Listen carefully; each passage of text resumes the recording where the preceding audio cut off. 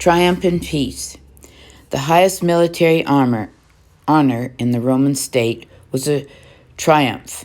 Octavian now returned to Rome from Egypt to enjoy a triple triumph. Not 1, but 3 days in the middle of August 29 BC were set aside for the celebration of his victories. The first day was for the victory of Philippi, when the death of Julius Caesar had been avenged.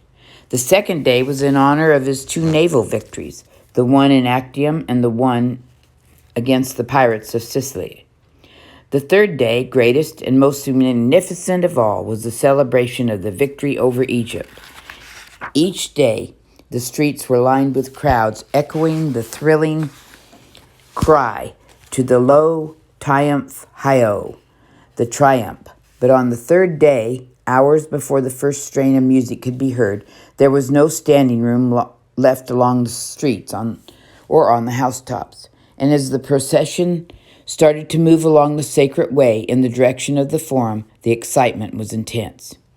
First to appear following the musicians were the 2 sleek milk-white oxen to be used in sacrifice, their horns gilded and hung with garlands of flowers. Next, trundled by on the heavy wheels, came the carriages heaped high with trophies and spoils of war. Before the crowd ceased marveling at the riches, the captives were held by in chains, most of whom on the day of mingling tragedy and joy would soon be strangled to death on the steps of the dungeon. And now a triumphal car rolled by, high on top of which, dazzling in its lifelike beauty, was to be seen an image of Cleopatra lying on her golden couch as she had in death.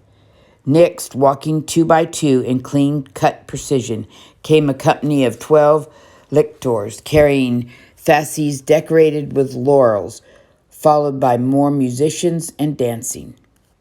And then, in all his glittering and glory came the hero of the day, the victorious emperor, general of the army. Standing in a golden chariot drawn by 4 white horses rode Octavian, looking most majestic and unnatural. Dressed in a purple cloak embroidered in gold, he was wearing a gold crown of laurel leaves, and his face was painted vermilion like that of a statue of Jupiter on a festival day. Riding with him were 2 boys, their faces radiant as his own had once been on a similar occasion. The small, dark one was pointed out as being his sister's son, Marsilius. The taller one with sandy hair was his stepson, Tiberius. Following on foot, with their white togas and broad crimson stripes, came the 2 consuls and several hundred senators, their faces florid in the heat, but their manner full of dignity, despite their unsuccessful effort to keep in step with the music. At the sight of them, a faint murmur of shocked surprise ran through the crowd. It was the first time in history of Rome that the senators had followed, instead of preceding the general. It could only mean that the first place of authority in the Roman state had been taken from the Senate and given to a single man.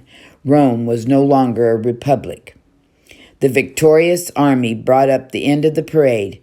Cavalry clattered by on their high-stepping horses, foot soldiers in shining armor crowned with laurel, decorated for valor, singing songs, cheering and shouting the contagious cry of Lo Triumphant. Winding through the Forum up to the Capitolium, the procession halted there before the statue of Jupiter, greatest and best. There the white oxen were slaughtered and their blood spilled in the sacrifice on the burning altar.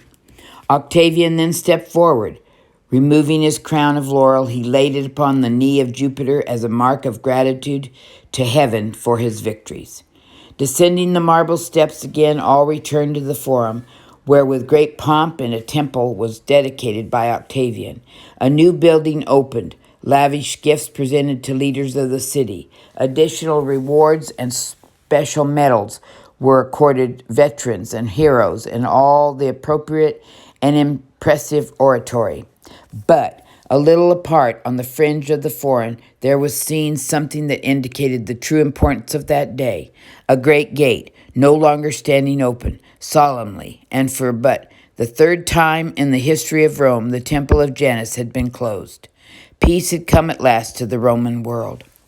Civil war, Octavian promised them a war of conquest, were over.